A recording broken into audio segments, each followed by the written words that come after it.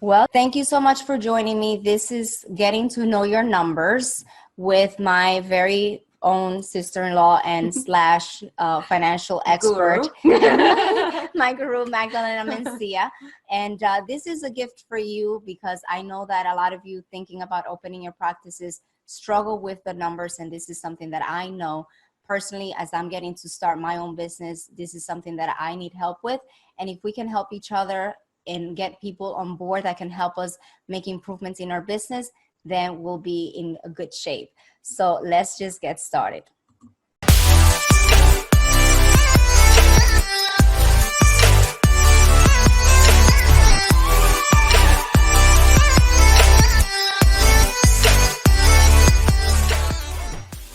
Now, Magdalena, if you want to give yourselves an introduction.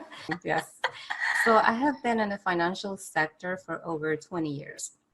I have an accounting undergrad and I have an MBA in financial management.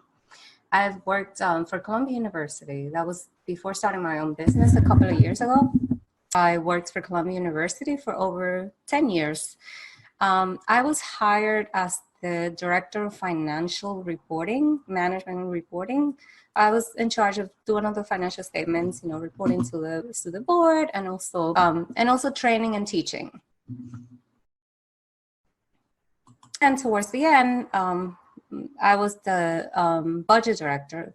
I mean, a lot of you know Columbia University, and it was a medical center, so it's a huge institution. I managed a over $2 billion budget.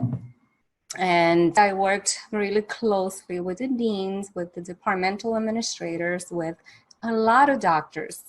And so I think that's why I was so happy when Margarita had asked me, can you do this for the doctors, because I see a need. And it was the same thing that I used to see even at Columbia, even not only with the doctors, but even with the chairs and the deans and the administrators. So I'm really happy to be here. Introducing the next host, your very own Margarita Duran. I've been in dentistry since I was 16 years old. That was one of my very first jobs. I've been living on my own since I was 14. At 16, I met this dentist. He had just started his own practice, and I started as a dental assistant. I was taking the x-rays, doing the instruments and all of that. And then he purchased his second office, which was a startup in a very Spanish oriented community. And so he gave me the position for front desk. I started that office. I was just giving the list of insurances and the phone numbers, and you're on your own. And so by the time I started that office, it was a startup. I grew it from $0 to almost $3 million. And I was in charge of hiring all the associates and the staff and everyone. But then what's interesting is that 5 years into my position as an office manager at that location, he gave me a 1995 Volvo, a credit card, and an Easy Pass. And my job was to help him expand and open other locations. And together we opened more than 14 offices. And 2 years ago, he accomplished his dream. He wanted to become a DSO. And I really had that drive and passion of helping dentists or helping start practices. But I just felt like it was no longer for someone. It was a numbers game. It became somewhere where I wasn't comfortable. And so for that reason, I decided to move on. And actually Magdalena pushed me and said, you could do this. You could do this. She's great. Yeah. So she said, you could do this for other doctors. You should try opening up your own business. And that's how I founded and then credentialing services, which primarily helps doctors sign up with insurances with a business perspective. So I try to get the unknown and uncomfortable insurances and then the dentist to understand so that you can better, and the team, I really like and I enjoy training the front desk so that they can really educate the patients so that they can lower the frustrations of having to deal with, insurances and co-payments and all of that. So I have 2 small children, which makes it challenging for me to pursue my dream of starting a company. Dali and Tiago, they are my life, and I enjoy them very much. They keep me busy. And let's get started. So let's talk about what an overview of what we're trying to cover here.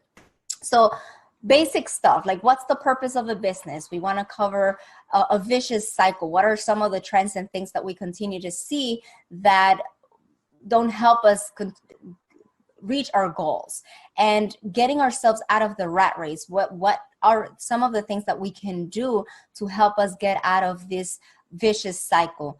And Magdalena is going to do the second half, which is going to be knowing your numbers, and she's going to walk us through the worksheet and all of that, and planning for profitability. And towards the end, if we're lucky enough, then we're going to have, if we can maneuver, if we can master the Q&A section towards the end, then we'll have some Q&A for you as well, answer some questions. So I'm going to share with you my perspective of what the purpose of a business is. For me, the purpose of a business is to find a place where you are comfortable doing the things that you love on your time, under your terms, and adding value to the community, and finding balance between life, money, and the community. Yes. And since I am the numbers person, I think the purpose of a business is to be profitable, but I understand it's not just about the money. It's also about providing a service and also contributing back to your community. So we have determined some keys to business success. What are three main keys to business success? The first one is, in general, finding a product or service that people want and need. And if you are in dentistry, you've already accomplished that, because the industry is just growing, and we're going to cover some of that in a bit. But finding a product or service that it's sellable and that that it's in demand, it's one of the main keys to business success. The second one is marketing.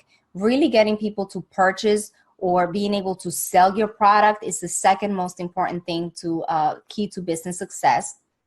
And then the one that it's kind of, she told me not to say this, but that's how kind of I see it. This is like the appetizer, and then the main course is like managing. How do you manage your business? And the numbers and the accounting, and really being profitable, which is kind of what we want to focus on today's webinar. Because you can have a great product. You could do all the marketing, but if you don't know how to manage your business, your practice is not going to succeed. Because I see this, and I saw it over and over. We worked with really, really smart people. And there were departments that were suffering and struggling, and there were other departments that were doing great. And I understand it wasn't a profit-making business, but it is run like a profit-making business. And at the end, you want to have a profitable business, so you have to have management skills. Yes.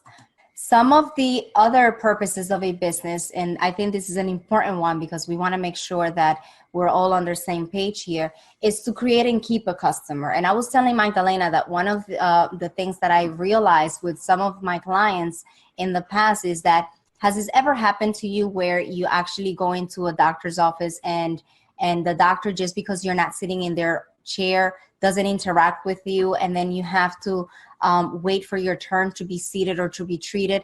And it sort of creates that disconnect where patients don't feel that they are going into a place where it's a home. It's more like a transaction. I'm sitting in your chair, then you interact with me. And I had this situation with a particular doctor that was having trouble with his patients not coming in 6 months after his startup. And it came down to the fact that the patients, he wasn't able to retain them. Mm-hmm. The patients weren't rescheduling for their 6-month visit. And again, it is not as important for you to create or to get a patient, because you can have strong marketing. You can be deceptive with your marketing and attracting people into your practice. But being able to keep and have those patients give you that consent and confirmation you've delivered, and I'm happy with your services. I am back here again for you. That's an important thing. And it's very simple. I think you can make your patients, feel special. That they're seen and that they've heard, and, just by walking them through the process and the procedures, because I remember that's how I used to love my doctor and my dentist, because, that's how he was, and he was so meticulous, and, and I was like, don't love dentists, but I didn't hate him. So that was, and I actually, sometimes I looked forward just because I wanted to see him. Awesome. So making a profit, as you say, you're the numbers person. It's also one of the purposes of having a business. We want to gain that financial independence. We want to be able to have the lifestyle that we want and that we dream of. And some of the things that we're trying to do is try to learn new skills so that we can, improve in the areas where we're not so strong. The next subject is what I call the vicious cycle. And I will post this question. I'm trying to put a poll here. Why did you decide to open a practice? For the most part, from the trends and the things that I've been seeing with my clients is everyone decides to open a practice because they can do a better job than their current boss. They're miserable where they're working because you don't agree with the way that they either treat the patients, you don't agree with the way that the office is run, or the or the systems in place, or the culture. There are a lot of reasons why you decide to start your own business, besides all the other features. But one of them particularly is that you could feel that you could do a better job and you can make a better contribution. But what ends up happening is that you become part of the vicious cycle. Once you start your practice, the operational ongoing thing, that you become trapped in just the ongoing operationals of your practice, the billing, the recruiting, everything. And there's so much for you to be on top of, that you become the same thing that you so hated from your previous boss, unless you develop the skills and you become aware and you make changes before you start your practice. Okay, so moving along here. So this brings me to this quote that I love from Les Brown. In order for us to achieve something that we've never achieved before, we have to become someone that we've never been before. And we must learn things that we never learned before. So this is why I wanted to introduce Magdalena, because I know this is something that we're not so strong on, the numbers. And we have, again, that responsibility as business owners now to be well-rounded in all the aspects, even the ones that we don't enjoy doing. As an entrepreneur, you are a creative mind. As a dentist, you have a vocation to just deliver care to your patients. But ultimately, you are running a business, and you have to make sure that you balance things out, and that includes knowing your numbers. So what seems to be the problem? I will go over the list of problems that I find. Magdalena will tell us based on a large scale with the institution that she worked for so long. I'm finding that there is lack of business perspective. I think that everyone is getting carried away with the things that they love, and now the birds decides to wake up.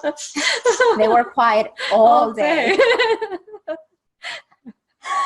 So they lose focus. I think that there's so much going on, the social media, everything. Yeah. It's just a lot going on.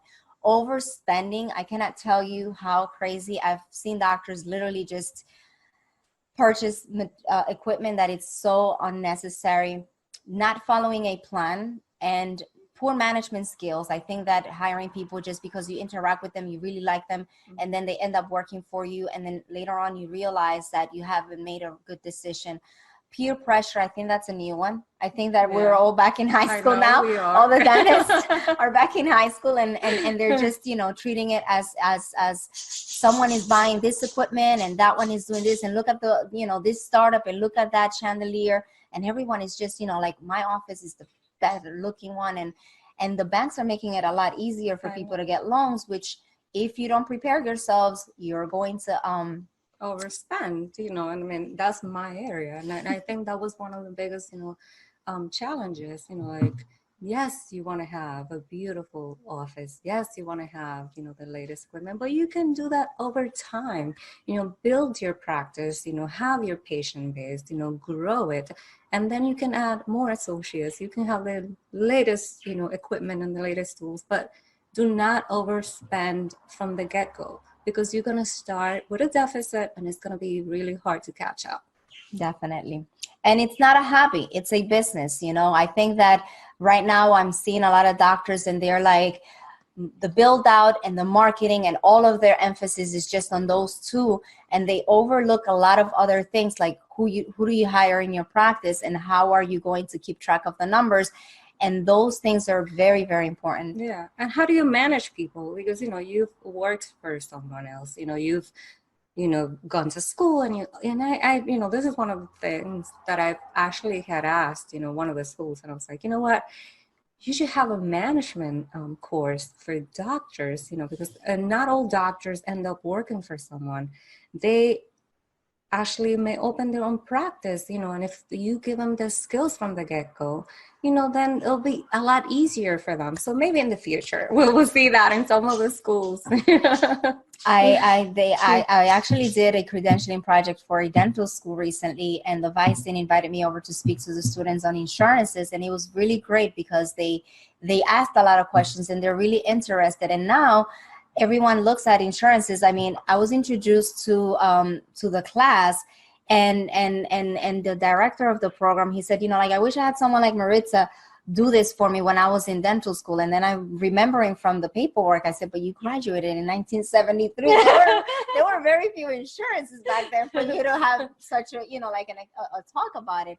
And times are changing, and we have to realize that what's needed today, it's not going to be needed 5 years from now. And we also have to keep that into perspective as we go along building our businesses, that times change and things continue to change, and we have to be always innovating and creating new things and new ways of improving our businesses. So talking about getting out of the rat race, what are some of the things that we can do? Let's see. Good news is dentistry, it's in a growth spurt. So you are in the right industry. This is a great time for you to be a business owner and for you to start your practice. Forbes ranked dentistry as the 5th most profitable industry in the United States, which is good news if you are able to then take advantage of that and make it work for you. With a net profit margin of 15% almost, which Magda will tell us a little bit more about that. But I guess compared to other industries, it's good. It's really good, actually. I would say that, you know, the average should be like around 10%.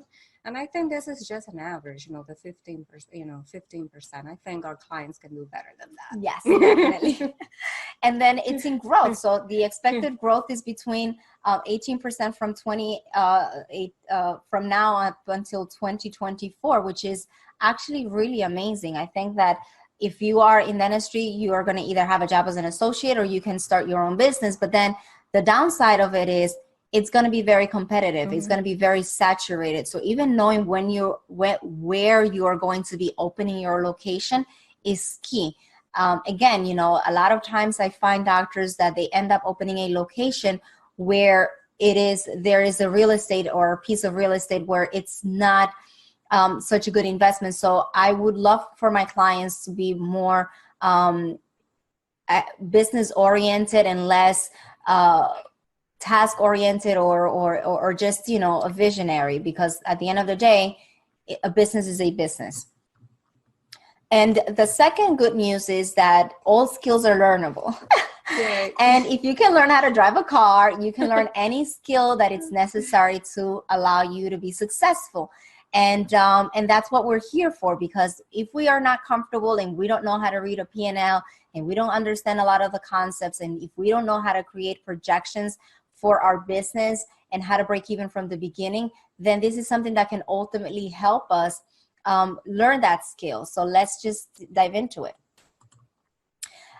Success is not an accident. There's a law for everything. There's the law of the universe. There's the laws of the mind. Nothing is an accident. Success is not an accident, and failure is not an accident. It is the result of making good decisions, or the opposite of, which is making bad decisions for yourself or for your business. So the law of cause and effect says that if you do exactly what other successful people do, and I'm going to say that I ate the E, you will end up having the same results as that successful person. I wrote an article not too long ago that I never got to publish, but it's about the 7 tips that I recommend for any startup And one of them is developing themselves. And a lot of people have a tendency of being defensive about other doctors or other people, but I think that we don't have to pay the price and suffer, make our business suffer, learning by making mistakes, when we can have some room and copy what other people did and really reach out to them and see what they're doing, that it's working for them. Yeah, find a mentor. I mean, there's a lot of doctors, that have been doing this successfully, but also like, having tools available to you, would actually help, but also emulating what other successful people are doing. Definitely.